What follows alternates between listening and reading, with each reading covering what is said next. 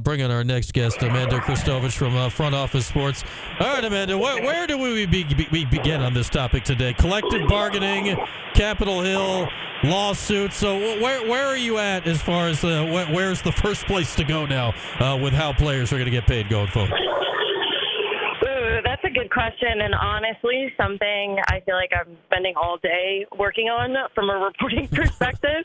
I think let's start with just like the big picture debate, right? Which is, should all of these lawsuits that are specifically about player-employee status, right, which is not the House case, okay? Mm-hmm. That's the one everyone's talking about with the billions of dollars in damages and the revenue sharing, has nothing to do with employee status.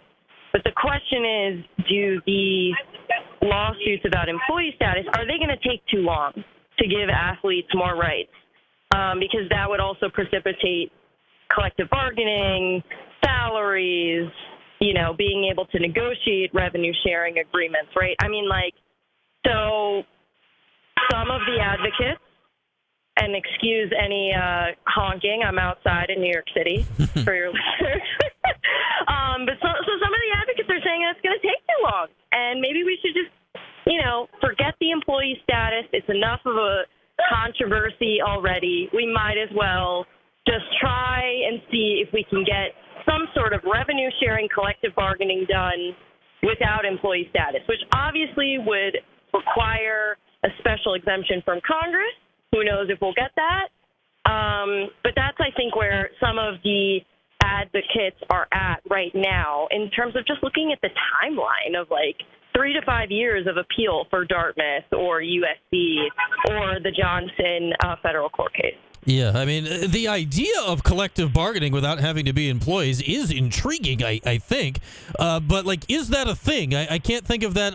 Does that apply to literally anything else anywhere in the United States? Or would this be, literally new ground in ways to do business here?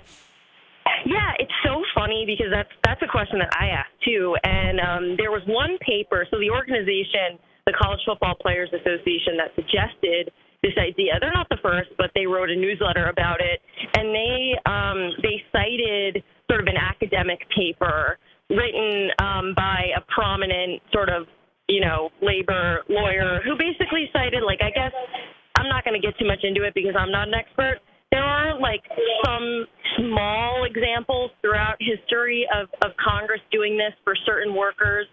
But, yeah, I mean, it really would be unprecedented. According to this group, there's potentially at least bipartisan interest in this idea, right? I wouldn't go so far as to say support. But again, I mean, look, they could do it. They could write a law. They could do it. There's not a lot of precedent. We have no idea what it would look like. It is possible, but not probable. Okay, so it's out there as a chance.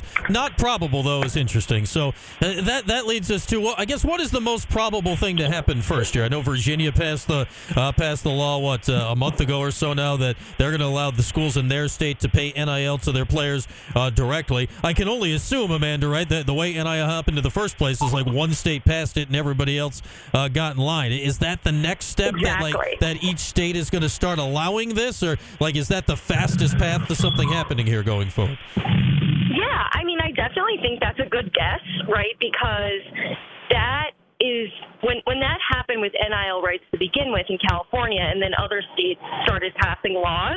Literally, that is what galvanized Congress to look at athlete compensation issues in the first place. Mm-hmm. So maybe another round of those state laws would be the thing that would galvanize Congress to actually act and, create some sort of uniform federal legislation. However, as logical as that might be, we have a general election coming up in November. It's notoriously next to impossible to get anything passed between, in the months leading up to an election.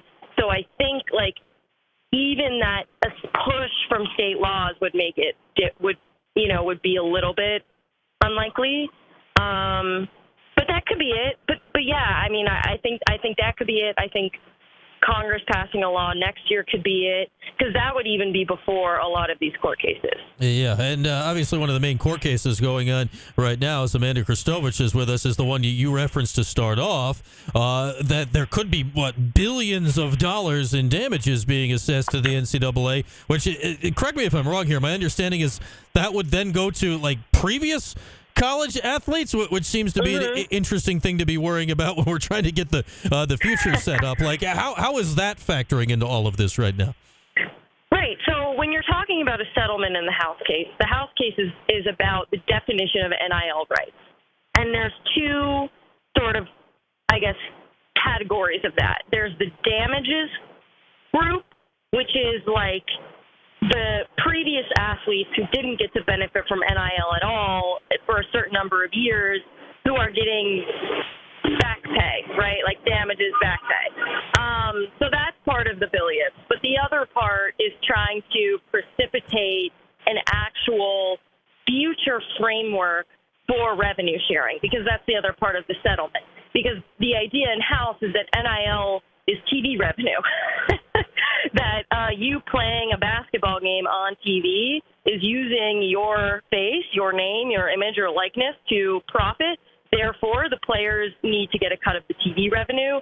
So the settlement would use some of the other billions in the future, right? I mean, not like there's a pool, right? But the schools would just agree to start paying a certain amount of money every year to certain groups of players as part of this agreement, this settlement.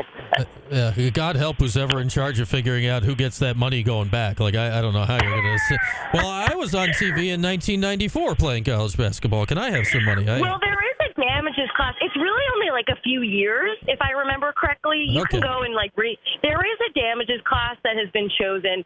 How they came up with that, though, how the lawyers came up with that, I couldn't tell you. Yeah, I don't. Yeah, I don't know how you retroactively make a cutoff going, well, this year should have been getting paid, but those guys in the 90s, tough luck. So I have no idea how that figures out. So I was on your Twitter earlier just trying to see if anything else had happened, and the most recent tweet you had before you came on was something about the Protect the Ball Act, which seems like somebody had way too much time to come up with an acronym. But what is this thing that is now the newest thing? This happened literally today, I guess, Amanda? What's the deal with this thing? Yep, a few hours ago. So this is all directly related to the conversation that we've been having, which is, that basically, I need a glass of water. It's 85 degrees in New York today. Basically, there are two House Republicans who have basically just introduced a complete antitrust exemption for the NCAA, which would, fancy economic terms aside, basically it would just allow the NCAA to do whatever it wants from a compensation rules perspective, and nobody could do anything about it. No more lawsuits, no more challenges. The NCAA gets the power. If they wanted to roll back NIL, they could. If they wanted to decide, no revenue sharing, they could. Obviously, no employee status. That was introduced by two House Republicans. It's not likely to pass, but I do think that it is indicative of the power of the NCAA's lobbying force and the conference's lobbying force, and just showing that's what they really want. And that's the scary thing if you're an athlete, is you've gotten all these rights. You've gotten NIL. You're a stone's throw away from revenue sharing. But behind the scenes, there are lawmakers, lobbyists, and, NCAA and conference officials advocating for you to not be able to have not only anything new, but roll back what you've already gotten. Yeah, I'd say good luck to people on all of that. Good luck to people on all that, trying to put the cat back in the bag. I don't know if you saw this one, Amanda. I saw that this came out about an hour ago, that Boise State's football coach Spencer Danielson said today that incoming freshmen to his program are not going to be eligible to make NIL money. What? How could you possibly say that in this day and age, right? To hear a football coach say that out loud here in 2024 makes absolutely no sense in the current environment. Well, as he saying that they can't or that he doesn't want them to? Because either of them are equally ridiculous. Yeah, the word in this tweet from a Boise State reporter is that incoming freshmen are not eligible to make NIL. I don't think you get to say that as a football coach of who is eligible to do what or not in this day and age. Yeah, definitely not. I don't know where he got that from. That makes literally no sense, especially considering that, like, high school sophomores are making money off of NIL. So I would just chalk that up to an embarrassing amount of ignorance on the part of that coach. Yeah, I'd say good luck recruiting going forward if that is going to be your policy in this day and age. Because every 17-year-old is quite aware of their eligibility to making money going forward. All right, I feel I always ask you this when we talk about this stuff, and my goodness, it gets wonky.